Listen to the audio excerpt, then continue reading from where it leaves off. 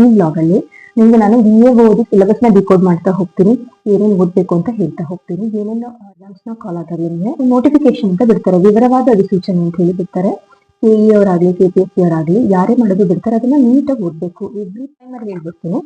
ಏನ್ ಡಿಸ್ಕ್ಲೈಮರ್ ಅಪ್ಪ ಅಂತ ಹೇಳಿದ್ರೆ, ನಾನು VAO ಆಗಿ ಸೆಲೆಕ್ಟ್ ಆಗೋದಕ್ಕೆ ನಾನು VAO ಎಕ್ಸಾಮ್ಗೆ ಅಂತ ಪರ್ಟಿಕ್ಯುಲರ್ ಆಗಿ ಪ್ರಿಪೇರ್ ಆಗ್ತಿರ್ಲಿಲ್ಲ.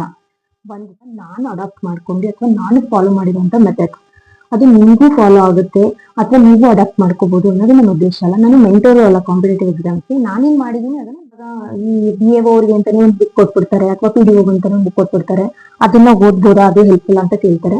ನಿಮಗೆ ಬೇಸಿಕ್ಸ್ ಗೊತ್ತಿದೆ, ನೀವು ಅದನ್ನ ಒಂದು ರೆಫರೆನ್ಸ್ ಆಗಿ ಅಥವಾ ರಿವಿಷನ್ ಆಗಿ ಯೂಸ್ ಮಾಡ್ತೀರಾ ಅಂತ ಹೇಳಿದ್ರೆ ಇಟ್ ಇಸ್ ಹೆಲ್ಪ್ಫುಲ್. ಅದ್ಬಿಟ್ಟು ನೀವು ಬೇಸಿಕ್ಸ್ ಏನು ನನ್ನ ಗಾಳಿ ಗೊತ್ತಿಲ್ಲ, ಬರೀ ಬುಕ್ ಓದ್ತೀವಿ ಅಂದ್ರೆ ನಿಜವಾಗ್ಲೂ ಎಕ್ಸಾಮ್ ಕ್ರ್ಯಾಕ್ ಮಾಡಕ್ ಆಗಲ್ಲ. ಇವಾಗ ಮುಂಚೆ ತರ ಯಾವ್ದೋ ಒಂದು ಆಪ್ಷನ್ ಕೊಡ್ತಾರೆ, ಒಂದ್ ಟಿಕ್ ಆಗ್ಬಿಡ್ಬೋದು, ಒಂದೊಂದು ಆಗ್ಬಿಡ್ಬೋದು, ಲಕ್ಕಲ್ ಆಗ್ಬಿಡ್ಬಹುದು, ಅದೆಲ್ಲ ಇವಾಗ ಸಿಗಿಲ್ಲ. ತುಂಬಾ ಅನಾಲಿಟಿಕಲ್ ಕ್ವಶನ್ಸ್ ಇರುತ್ತೆ, ಎಸ್ಪೆಷಲಿ KE ಅವ್ರದ್ದು. ನೀವು ತುಂಬಾ ಡೈರೆಕ್ಟ್ ಕ್ವಶನ್ಸ್ ಇರುತ್ತೆ, ಇರಲ್ಲ ಅಂತ ಅಲ್ಲ, ಬಟ್ ಕೆಲವೊಂದ್ಸಲ ನೀವು ಅನಾಲಿಸಿಸ್ ಮಾಡೋದಿರುತ್ತೆ, ಅನಾಲಿಸಿಸ್ ಮಾಡಿ ಆನ್ಸರ್ ಮಾಡ್ಬೇಕಾಗುತ್ತೆ. ಹಂಗಾಗಿ ನೀವು ಗಟ್ಟೋಡ್ಕೊಂಡು ಹೋದ್ರೆ ಕ್ಲಿಕ್ ಆಗೋ ಚಾನ್ಸಸ್ ತುಂಬಾ ಕಡಿಮೆ. ಆ ಕಾಲ ಇಲ್ಲ ಇವಾಗ, ಯಾಕೆಂದ್ರೆ ಎಷ್ಟೋ ವರ್ಷಗಳು ಓದಿರೋದೇ ಎಕ್ಸಾಮ್ ಕ್ರ್ಯಾಕ್ ಮಾಡಕ್ ಆಗ್ತಾ ಇಲ್ಲ. ಅಂತದ್ರಲ್ಲಿ ಜಸ್ಟ್ ನಾನು ಟಿಕ್ ಮಾಡ್ಬಿಟ್ಟು ದೇವ್ರಿಗೆ ಬಿಟ್ಬಿಟ್ಟು ಪಾಸ್ ಮಾಡ್ಕೋತೀನಿ ಅಂದ್ರೆ ಅದು ಇಂಪಾಸಿಬಲ್. ನನ್ನ ನಾಲೆಡ್ಜ್ ಅಥವಾ ನನ್ನ ಅನಾಲಿಸಿಸ್ ಪ್ರಕಾರ ಹೇಳ್ತಾ ಇದ್ದೀನಿ.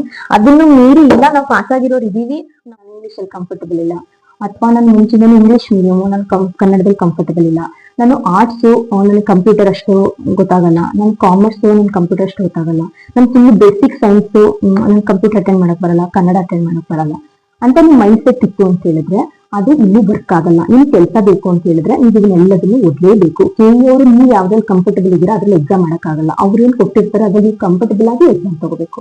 ಹಂಗಾಗಿ ನೀವು ಯಾವ್ದೇ ಮೀಡಿಯಂ ಆಗಿ ಯಾವ್ದೇ ಸ್ಟ್ರೀಮ್ ಆಗಿ ಅವ್ರು ಏನ್ ಸಿಲೆಬಸ್ ಕೊಟ್ಟಿದ್ದಾರೆ ಅದು ಓದ್ಕೊಂಡು ಹೋದ್ರೆ ಮಾತ್ರ ನಿಮಗೆ ಕೆಲಸ ಸಿಗುವಂತ ಚಾನ್ಸಸ್ ಇರುತ್ತೆ. ಅದ್ ಬಿಟ್ಬಿಟ್ಟು ನೀವು ಕಂಫರ್ಟಬಲ್ ಆಗಿರೋದು ನೀವು ಓದ್ಕೊಂಡು ಹೋದ್ರೆ ಸ್ವಲ್ಪ ನೀವು ಡೇಂಜರ್ ಝೋನ್ ಅಲ್ಲಿ ಬರ್ತೀರಾ.